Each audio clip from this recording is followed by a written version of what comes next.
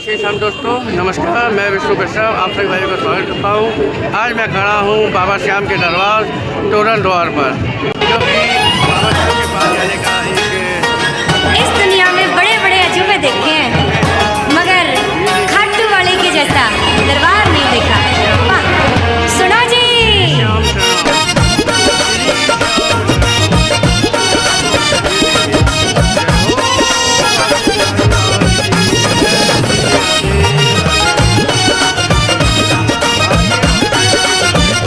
देखे ताज और कुतुब मीनार, इनसे बढ़कर तोरण द्वार। खाटू जैसा न देखा हमने कोई स्थान। देखे ताज और कुतुब मीनार, इनसे बढ़कर तोरण द्वार। खाटू जैसा न देखा हमने कोई स्थान। देखे ताज और कुतुब मीनार, इनसे बढ़कर तोरण द्वार।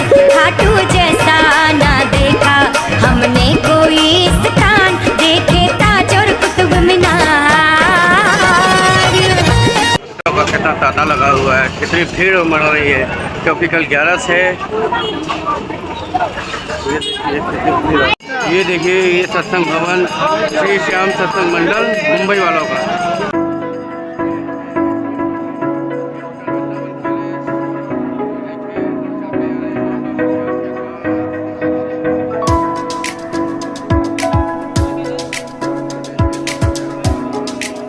भगवान श्री कृष्ण के कलयुगी अवतार खाटू श्याम जी करोड़ों लोगों के दिल में बसे हुए हैं। श्याम बाबा की एक झलक पाने के लिए श्रद्धालु कई किलोमीटर दूर से पैदल चलकर आते हैं।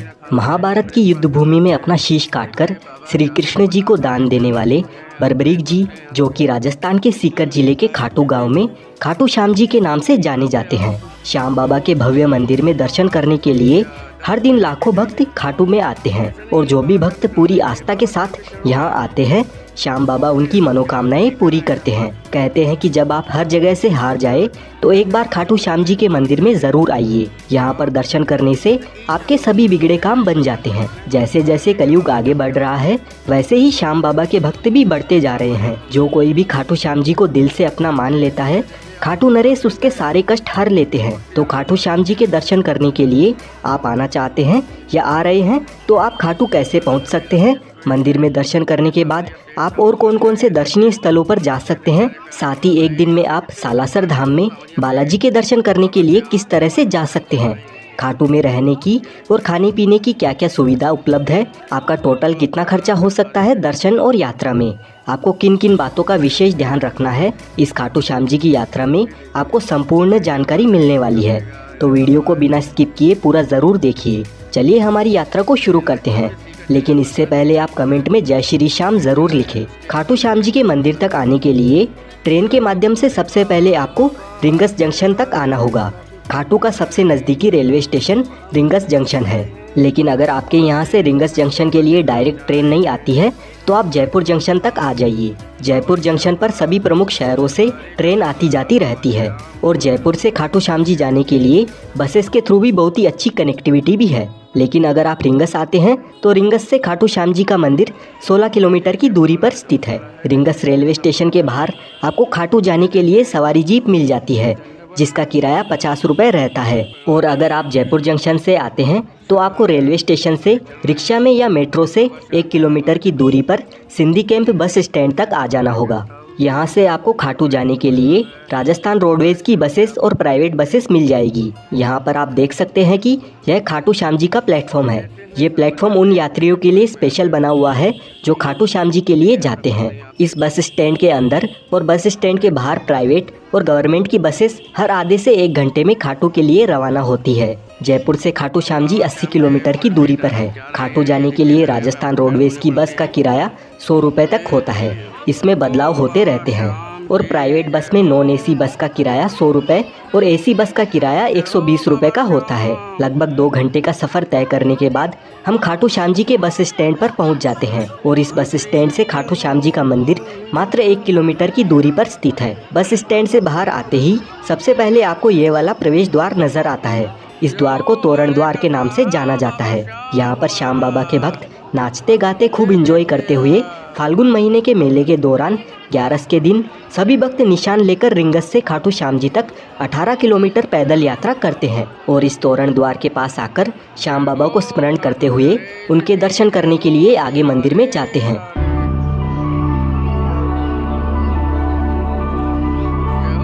मंदिर की ओर जाते वक्त आपको रास्ते में बहुत सारी प्रसाद की दुकानें नजर आएगी। इन दुकानों से आप भी प्रसाद ले सकते हैं। श्याम बाबा को मिश्री, पेड़ा, चूरमा और गुलाब के फूल प्रसाद के तौर पर अर्पण किए जाते हैं। खाटू श्याम जी के दर्शन करने से पहले सभी भक्त मंदिर के पास में बने इस श्याम कुंड में स्नान करने के बाद ही खाटू श्याम जी के दर्शन करने के लिए जाते हैं। ये कुंड मंदिर के रास्ते में ही आता है। प्राचीन मान्यताओं के अनुसार इस श्याम कुंड में स्नान करने से चर्म रोग भी ठीक हो जाता है। और यहाँ की एक और विशेष बात है, इस जगह पर पुराने ज़माने में खेत हुआ करता था और यहाँ पर एक गाय आकर रोज अपने आप दूध दिया करती थी। जब लोगों को इस बात का पता चला तो यहाँ खुदाई की गई। तब 30 फीट नीचे महाभारत कालीन बर्बरीक जी का शीश प्राप्त हुआ।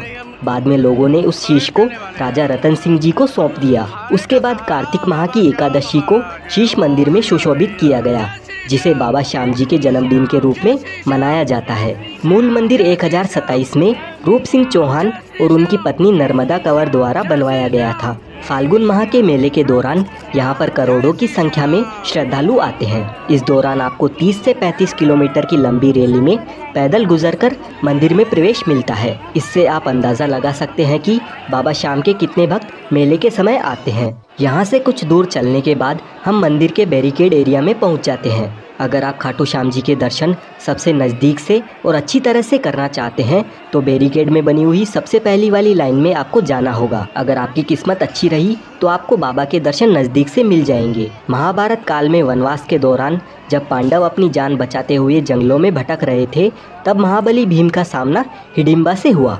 हिडिंबा ने भीम के एक पुत्र घटोत्कच को जन्म दिया। घटोत्कच और उनकी पत्नी अहिलावती से बर्बरीक पुत्र हुआ। बर्बरीक बचपन से ही वीर योद्धा थे। उनको 3 अमोघ बाण चलाने का वरदान मिला हुआ था, जिससे वे तीनों लोकों में विजय प्राप्त कर सकते थे, क्योंकि बर्बरीक जी को भगवान भोलेनाथ जी से आशीर्वाद प्राप्त था। जब कौरवों और पांडवों के बीच में युद्ध होना था, तब बर्बरीक भी महाभारत के युद्ध में शामिल होना चाहते थे। यह इच्छा उन्होंने अपनी माँ मोरवी को बताई। माता मोरवी ने बर्बरीक की इच्छा स्वीकार करते हुए उनसे बदले में 2 वचन लिए। पहला, आप हारे का सहारा बनोगे। दूसरा, आपसे कोई दान मांगेगा तो आप मना नहीं करोगे।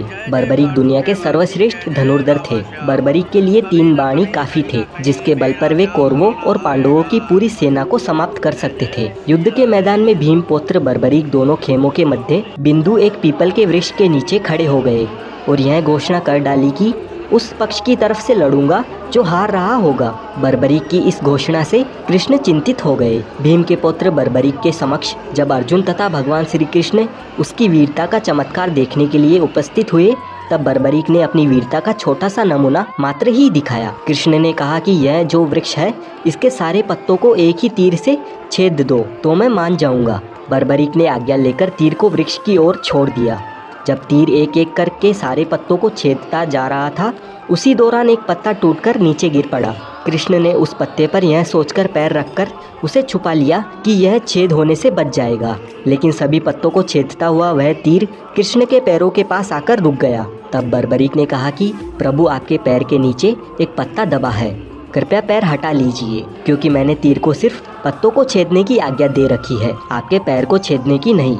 भगवान श्री कृष्ण यह जानते थे कि बर्बरीक हारने वाले का साथ देगा। यदि कौरव हारते हुए नजर आए तो फिर पांडवों के लिए संकट खड़ा हो जाएगा, और यदि जब पांडव बर्बरीक के सामने हारते नजर आए तो फिर वह पांडवों का साथ देगा। इस तरह वह दोनों ओर की सेना को एक ही तीर से खत्म कर देगा। तब भगवान श्री कृष्ण ब्राह्मण का भेष बनाकर सुबह बर्बरीक के शिविर के द्वार पर पहुँच गए और दान मांगने लगे। बर्बरीक ने कहा, मांगो ब्राह्मण, क्या चाहिए? ब्राह्मण रूपी कृष्ण ने कहा कि तुम दे न सकोगे, लेकिन बर्बरीक कृष्ण के जाल में फंस गए और कृष्ण ने उससे उसका शीश मांग लिया। फिर बर्बरीक ने हंसी खुशी अपना शीश दान दे दिया। बर्बरीक के इस बलिदान को देखकर दान के पश्चात श्री कृष्ण ने बर्बरीक को कलयुग में स्वयं के नाम से पूजित होने का वरदान दिया, और जो भी भक्त हार रहे हैं उनका आप सहारा बनोगे, ये वरदान दिया। इसीलिए खाटू श्याम जी को हारे का सहारा बाबा श्याम हमारा, यह भक्ति भाव से कहा जाता है। आज बर्बरीक को खाटू श्याम जी के नाम से पूजा जाता है।